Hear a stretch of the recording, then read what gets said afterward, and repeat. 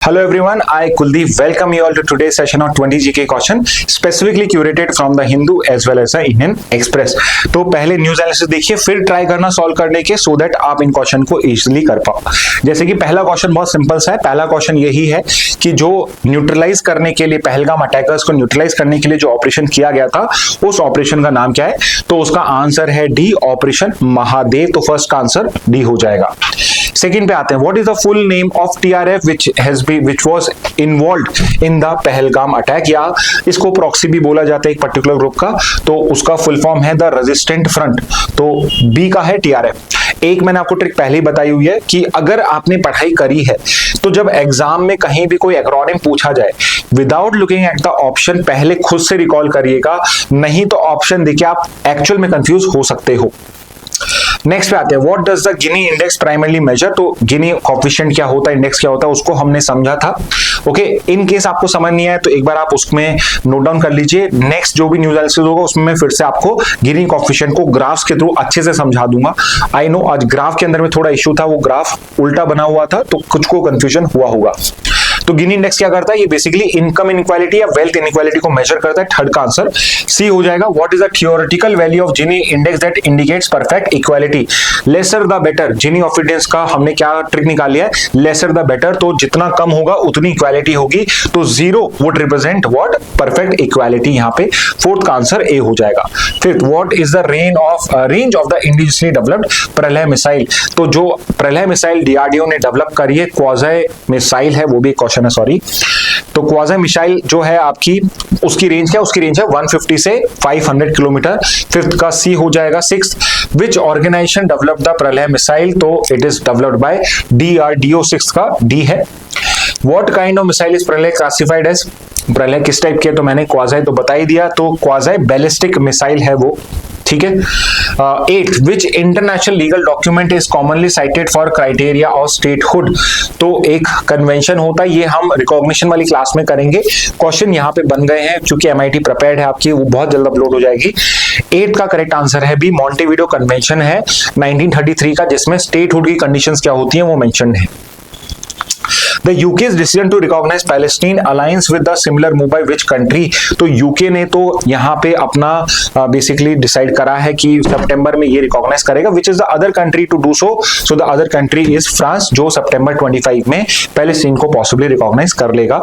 Ninth का answer है B. Tenth, what is the nature of recognition where a state is treated as sovereign but not permanently? तो ये भी हम पढ़ेंगे। दो टाइप के रिकॉग्निशन होते हैं, डी फैक्टो, डी जोर रिकॉग्निशन होते हैं। यहाँ पे जब टेम्पररी रिकॉग्निशन होता है डी फैक्टो, डी जोर होता है यानी लीगल रिकॉग्निशन, जिसके बाद में जो भी एक स्टेट के राइट्स और ड्यूटीज होती हैं वो उसमें इंपोज किए जाते हैं। तो 10th का आंसर ए है। When did Palestine declare independence? Palestine ने इंडिपेंडेंस कब डिक्लेयर करी थी? So it declared independence in the year 1988। 11th का सी हो जाएगा। Which country recognized Palestine in 88 and also maintains relation with Israel?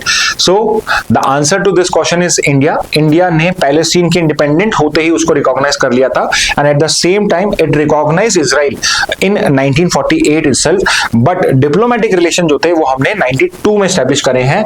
तो 12th का आंसर है ए। Which of the following is not one of the Montevideo criteria for statehood? तो यहाँ पे जो आपको चार दिख रहे हैं, तीन तो इसके अंदर में उसके क्राइटेरिया, एक वो क्राइटेरिया नहीं है। और कौन सा क्राइटेरिया नहीं है? वो है independent judiciary. Do not worry अगर ये आंसर्स नहीं आ रहे हैं आपको, ये हम जो रिकॉग्निशन वाला एमआईटी उसमें डिस्कस करेंगे। 13 का आंसर ए है।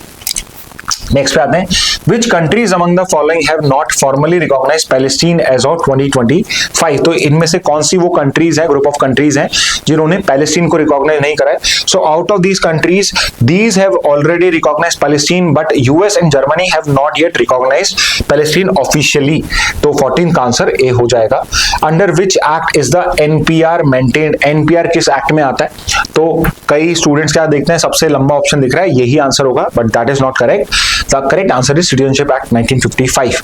तो 15 का आंसर सी हो जाएगा। Which Indian state has implemented NRC so far? So एक ही स्टेट इंडिया में जिसने एनआरसी को पब्लिश करा है और वो है स्टेट ऑफ असम। तो 16 का आंसर है बी। नेक्स्ट पे आता है, which ministry is responsible for conducting the census in India? India में सेंसस कौन सी मिनिस्ट्री कराती है? फिर आपको यह मिनिस्ट्री ऑफ स्टैटिस्टिक्स रहा होगा, but the correct answer is ministry of home affairs. Please इनको गलत मत करके आना, ये इजी क्वेश्चन है। Only thing which is required is कि आप जो आपके नोट्स हैं उनको अच्छे से रिवाइज करिए, थोड़ा सा कॉन्शियसली रिवाइज करिए, बिकॉज यहां पे आप देख सकते हैं कि आप कंफ्यूज हो सकते हैं। किसी ने अगर डी नहीं पढ़ा, ए करते ही आंसर कर दिया तो उसका आंसर गलत हो जाएगा। 17 का करेक्ट आंसर डी है यहाँ पे। 18th, which of the following document is not accepted as conclusive proof of Indian citizenship? तो यहाँ पे अगर आप ऑप्शन देखोगे, Indian passport, birth certificate, voter ID, I think ये क्वेश्चन और भी बेटर ड्राफ्ट होता, is not accepted as proof of Indian citizenship because conclusive तो कोई सा ही आपका इलेक्शन कमीशन अब एक्सेप्ट नहीं कर रहा है। बट यहाँ पे clearly Aadhaar card is one. अगर आप नया आधार कार्ड भी निकलवाते हो, उस पर स्पेसिफिक लिखा होता है कि Aadhaar is not a proof of citizenship, it is only an ID card, identification card है बस वो। तो 18 का आंसर है बी। 19 पे आते हैं, who among the following was the first female chief justice of A high court in India? India की पहली female chief justice of a high court कौन थी? तो उसका आंसर है बी, लीला सेठ। She was the first female chief justice of any high court in India, but she was not the first जज of a supreme, first female जज of the supreme court. तो आप बताइए फर्स्ट फीमेल सुप्रीम कोर्ट जज कौन था? Okay, and the answer is in these 4 only. 19 का answer वैसे बी है। Finally, last question. What is the name of the first Indian city to achieve 100% digital property tax collection?